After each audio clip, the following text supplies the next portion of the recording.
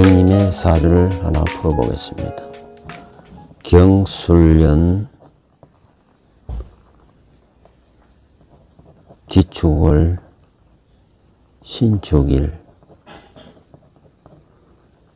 무술시에 해당하는 올해 55세의 남자의 사주인 것입니다. 이 사주는 한눈에 봐도 토가 매우 태왕합니다.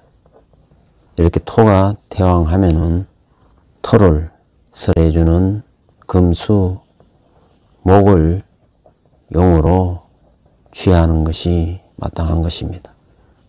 그러나 이 사주에 용의 핵이 되는 이 수가 어디에도 없고 또 용을 보호하는 목도 사주에 없는 것입니다. 따라서 용에 근이 없기 때문에, 즉 용에 근이 무근이기 때문에 왕한 토를 따르는 화토 금운이 용의 운이 되는 것입니다. 즉 화토 금운으로 흘러줘야 발복한다는 것입니다.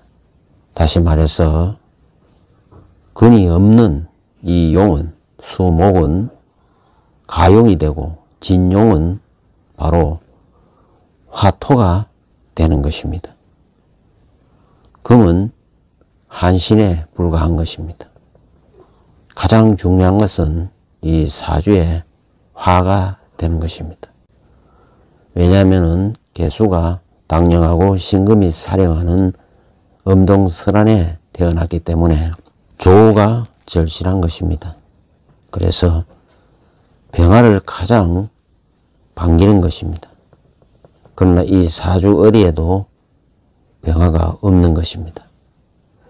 만약에 운에서 화운을 만나면은 조우가 해결되기 때문에 크게 발복을 하는 것입니다. 아무튼 이 사주는 토를 따르는 운으로 가야 발복을 하는 것입니다. 울로를 보면은 경인 운시에서 출발하여 신묘, 임진, 제사, 갑오, 을미 이렇게 해서 목운에서 출발하여 화운으로 흘러가고 있는 사주인 것입니다. 대운수가 6이기 때문에 현재는 갑오대운에 와 있는 것입니다. 화운에 임하고 있기 때문에 지금은 좋은 운에 해당한다고 볼 수 있는 것입니다. 운시가 이면은 일 처리가 우선 깔끔하다는 것입니다. 또 이는 재성에 해당하는 것이기 때문에 처로 인하여 마음고생을 한다는 것입니다. 이 사주는 축월에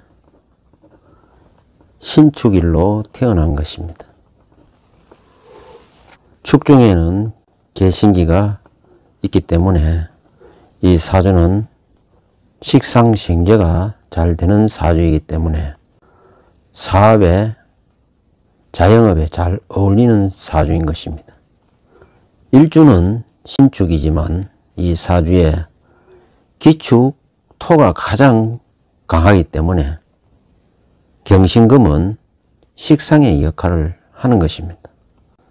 다시 말해서 토금 상관 작용을 하기 때문에 금생수가 되기 때문에 사업에 잘 어울리는 것입니다. 기축이 즉 체가 되기 때문에 사람은 반듯하고 또 똑똑하다는 것입니다. 왜냐하면 금은 문창성으로 작용하기 때문입니다. 이 사주는 토가 많은 데서 금을 캐는 사주라 할 수 있는 것입니다. 그리고 현재는 갑오대운이기 때문에 갑이 의미하듯 우두머리 또 리더 역할을 한다는 것입니다. 이 사주는 축을 축일이기 때문에 매우 찬 사주가 되는 것입니다. 이렇게 사주에 신자진 축이 많으면 조후상으로 오미술이 필요로 하는 것입니다. 즉 이 사주는 술토를 반기는 사주인 것입니다. 울로 또한 화토운으로 흘러줄 때 발복을 하게 되는 것입니다. 사주에 월지나 일지에 축이 있다는 것은 그만큼 일복이 많다는 것을 의미하는 것입니다. 그래서 신축일주는 신세 한탄을 하거나 엉뚱한 일을 하는 수도 있는 것입니다. 특히 윗사람, 즉 인덕이 없는 편이고 일을 해도 대우를 받지 못하는 경우가 있는 것입니다. 이 사주는 토가 너무 많아서 금이 매금되는 현상이 일어나기 때문에 환경이 매우 답답하다는 것입니다.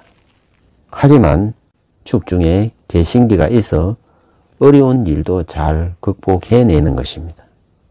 축을이기 때문에 병화가 가장 필요로 하고 또 무기토를 필요로 하지만은 무기토가 너무 많기 때문에 금으로서 설을 하는 것도 좋은 운이 되는 것입니다.